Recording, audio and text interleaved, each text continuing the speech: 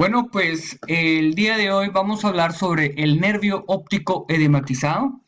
En este video tutorial hablaremos sobre varios puntos sobre el nervio óptico edematizado. Diremos qué es lo que produce que el nervio óptico se vea edematizado. Diferenciaremos bien lo que es el papiledema de lo que es solo la papilitis o edema del nervio óptico sin que sea por presión intracraneana.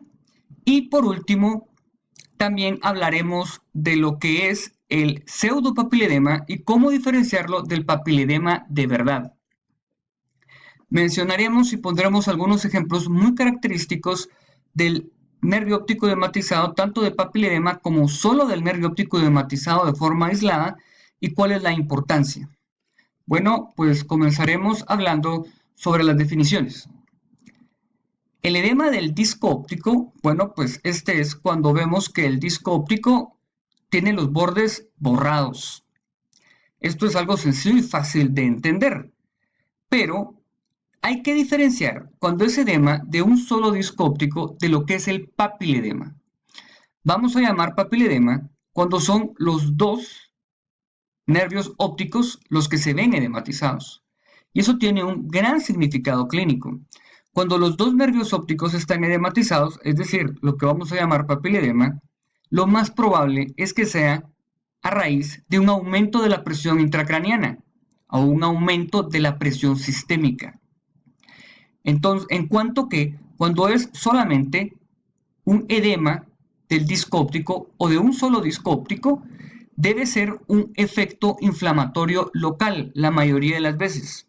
Y bueno, alguien podría preguntar, ¿y puede ser que alguien tenga un aumento de la presión intracraniana o hipertensión sistémica o una presión sistémica muy elevada y solo tener un nervio óptico edematizado? Bueno, pues por poder se puede, pero eso es rarísimo.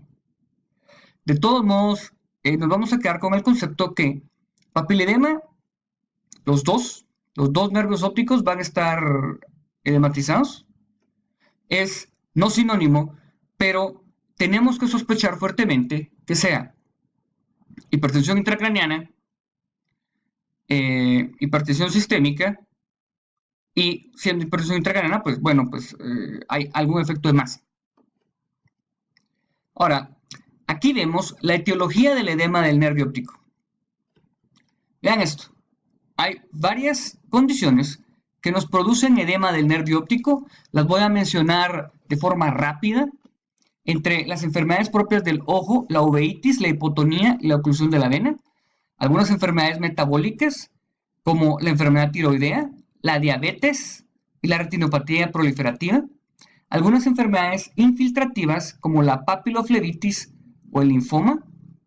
Algunas otras enfermedades sistémicas que nos pueden producir edema del nervio óptico, la anemia, la hipoxia, la hipertensión que le habíamos dicho, la uremia, tumores del nervio óptico, el hemangioma, el glioma metastásico, algunas patologías vasculares como la neuropatía isquémica, que esta por mucho es una de las patologías más frecuentes del nervio óptico, la arteritis de células gigantes, que también es relativamente frecuente, especialmente en hombres viejos, tumores orbitarios, como el meningioma, el glioma, la masa retrobulbar, la presión elevada y a la presión elevada dentro del, o hipertensión intracraneana, que puede ser por una masa, pseudotumor cerebri o la hipertensión.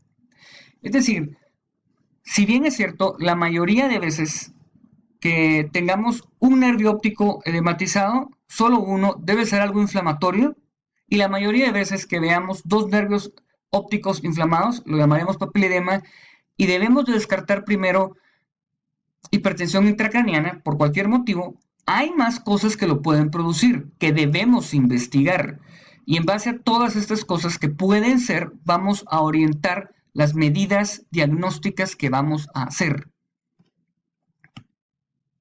Ahora, la patología del edema del nervio óptico. ¿Qué produce que haya edema del nervio óptico? Bueno, pues aquí hay que hablar sobre el transporte axonal. Todo el mundo sabe, pues está la neurona y tiene su axón, por donde viajan bastantes componentes en los dos sentidos. lo que ocurre es que hay algún efecto, ya sea por presión o por edema, y el edema local produce bloqueo, produce una especie de bloqueo que hace acumulación de flujo axonal. Vamos a especificar esto. En el caso del aumento de la presión intracraneana, pues la presión dentro del cráneo es tan fuerte que está bloqueando el paso del flujo axoplásmico, así que este se acumula. Se acumula y empieza a hinchar el nervio óptico. Ahora, ¿qué pasa con la neuritis óptica, por ejemplo? ¿Por qué vemos que se borra el nervio óptico? Hay un efecto inflamatorio local. Este efecto inflamatorio hace que sea difícil para el flujo axoplásmico pasar, lo cual hace que se pueda edematizar el nervio óptico. Muy bien, aquí tenemos como una síntesis de lo que ocurre. Primero hay un incremento de la presión, en el caso de la presión intracraneana, perineural, resultado de un daño de los componentes lentos del flujo y que esto influye en la lámina cribosa. Esto produce edema del disco y opacificación en la lámina cribosa. Se cree que hay algunos componentes rápidos que pueden influir en esto, pero no está bien definido. Así que nos vamos a quedar con ese concepto y esa analogía. Hay algo que obstruye, ya sea presión o edema, y eso acumula el flujo axoplásmico, lo cual hace que se hinche el nervio óptico. Ahora, lo que habíamos dicho ya, y lo repetiremos otra vez, ¿qué es el papiledema? Lo que vamos a llamar papiledema es cuando, por lo general, es de los dos nervios ópticos. Los dos nervios ópticos lo llamamos papiledema, y lo más importante a descartar es aumento de la presión intracraneana. Ahora, el aumento de la presión intracraneana es lo único que puede producir papiledema. No, no es lo único, pero es lo más fácil de descartar y lo que podría producirnos problemas de forma más rápida. Por ejemplo, podemos tener edema del disco óptico por anemia, pero el tratamiento de la anemia es más crónico y no pone en peligro la vida del paciente tan rápido como un aumento súbito de la presión intracraneana. Esa es la importancia de reconocer el papiledema. ¿Qué características tiene el papiledema? Bueno, pues es bilateral, hay opacidad de las fibras, hiperemia del disco y no hay pulsaciones. Aquí hay uno incipiente, aquí hay uno ya bien establecido. En el papiledema, clásicamente, podemos ver hemorragias en astilla, que se ven acá, exudados, y los vasos los vemos borrosos. Este es clásico, esta es una imagen típica de un papiledema bien instalado, y que, por cierto, tenía aumento de la presión intracraneana. Ahora, con respecto a su clasificación, vamos a decir que puede ser incipiente, cuando los bordes empiezan a borrarse y el nervio óptico no está tan edematizado. Aquí está comenzando. Bien establecido, cuando tenemos los bordes bastante borrados, muy difusos, hemorragias en astilla y los vasos empiezan a verse tortuosos y mal definidos. Es crónico cuando lo que ha ocurrido es que ha pasado tanto tiempo con el nervio óptico edematizado que algunos componentes inflamatorios se han ido, pero el nervio se sigue viendo abombado. Los bordes empiezan a insinuarse, los vasos no están tan tortuosos ni borrosos, pero se ve abombado. Clásicamente se ha descrito esta forma de nervio óptico como nervio óptico en forma de tapón de champán, por la forma redonda que tiene. Y tenemos también el atrófico. Esto es, ha habido tanto tiempo daño al nervio óptico que varias fibras se han perdido. Aquí tenemos un ejemplo clásico, lo vemos atrófico, y a manera de curiosidad pueden ver cómo también ha aumentado la excavación.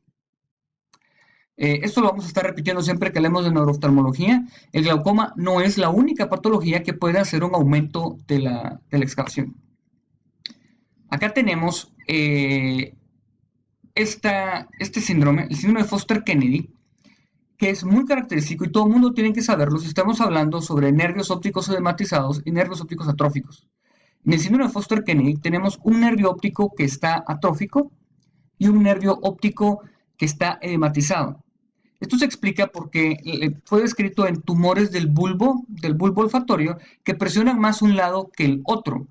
Entonces, al presionar más un lado que el otro, hace la atrofia de un nervio óptico y luego, cuando el edema es lo suficientemente grande, hincha el otro, provoca el edema del otro nervio. Muy clásico, muy típico y hay que recordar esto, el síndrome de Foster-Kennedy. Ahora vamos a comenzar con los casos. Vamos a poner unos casos bastante muy que ejemplifican muy bien toda la sintomatología y cómo varios componentes y varias características de los signos neurooftalmológicos nos van a servir para dar al diagnóstico y cómo podemos orientarlos. Este es el caso número 1, paciente femenina de 21 años de edad que se queja por diplopia, dolor de cabeza, que tiene más o menos un mes de evolución, refiere ella. Como vamos a ver, pues posiblemente hay algunas características de la clínica que nos van a hacer discutir acerca de este caso, pero los detalles de estos casos, de este caso y el otro que voy a presentar, lo vamos a presentar en el siguiente video.